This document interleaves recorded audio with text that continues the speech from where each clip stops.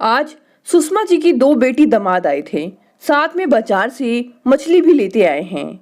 लीजिए भाभी, बनाइए। हम आते भी हैं तो स्वागत का बोझ आप और भैया पर नहीं डालते हैं। अंजू बस खिसियानी बिल्ली की तरह मुस्कुराकर रह गई। दोनों नंदे अपने बच्चों को संभालने में लगी थी या फिर माँ बाबूजी से बात कर रही थी। अकेली अंजू 3 किलो मछली, चावल, सलाद, मिठाई, मसाला, प्याज लेकर किचन में मशक्कत कर रही थी। बीच बीच में उसकी छोटी सी बच्ची आती किचन में, मम्मी पानी, मम्मी खाना, वो भी देख रही थी। पूरा घर ठहाकों की आवाज और बच्चों के खेलने की आवाज से गुलजार था। तभी मंजू की सांस आई। बहुत चाय हो गया है, ले आ सबके लिए। माँ दीदी से कहिए ना ले जाने, मुझे मछली भी बनानी है। क्या बहू, बेचारी मेरी बेटी मायके एक दिन तो हंसने मुस्कुराने आती है, उस पे भी तुझे काम कराना है। ला, मैं ही ले जाती हूँ।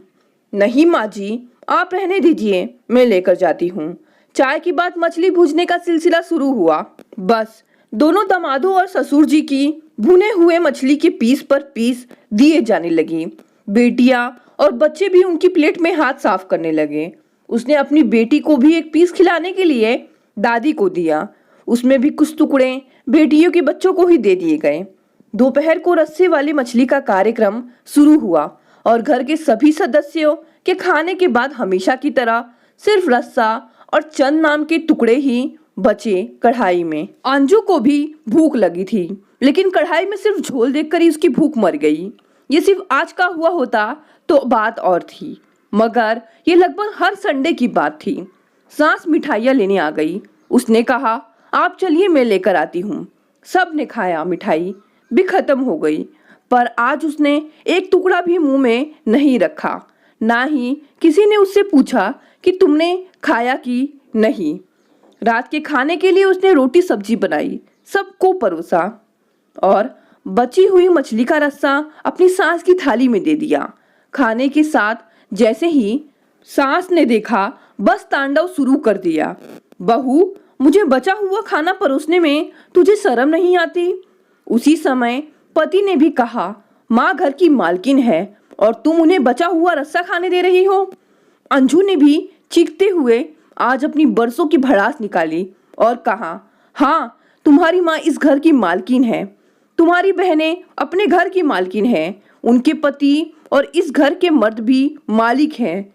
इनमें से कोई बचा हुआ खाना नहीं खाएगा तो मैं ही इकलौती बची हूँ जो इस घर की नौकरानी हूँ, जो हर हफ्ते जबरदस्ती किचन में धकेल दी जाती है खटने के लिए और अंत में बचा हुआ खाना खाती है।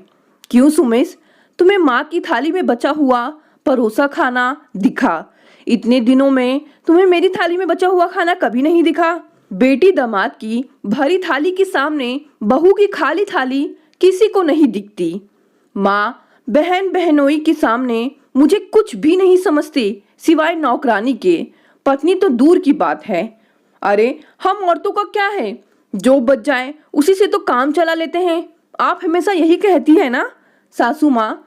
तो अपनी थाली में बचा हुआ परोसन देख क्यों गुस्सा आ गया? क्या बहू, तू भी ना झूठ मूठ का बखेड़ा कर रही है? नहीं माँ जी, ये हर बार की बात है। आपकी तीनों बेटियों में कोई ना कोई हर हफ्ते आती है और मैं मर मर के बनाती हूँ, और जब खाने बैठती हूँ मेरे हिस्से में मछली या चिकन का रस्सा और सलाद ही आता है।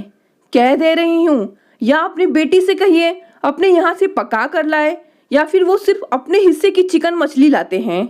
तो सोमेश, हमारे हिस्से की मछली चिकन आप भी खरीद कर लाइए, वरना जो बखेड़ा आज कमरे में हुआ है कल बेटी दामाद के सामने खुलेआम होगा। दोस्तों, केतकी शर्मा जी द्वारा लिखी ये पारिवारिक कहानी आपको कैसी लगी? अगर कहानी पसंद आई तो इसे लाइक और शेयर करें, और नए हैं तो चैनल को भी सब्सक्राइब कर लें। धन्यवाद। मिलते हैं अगली कहानी से।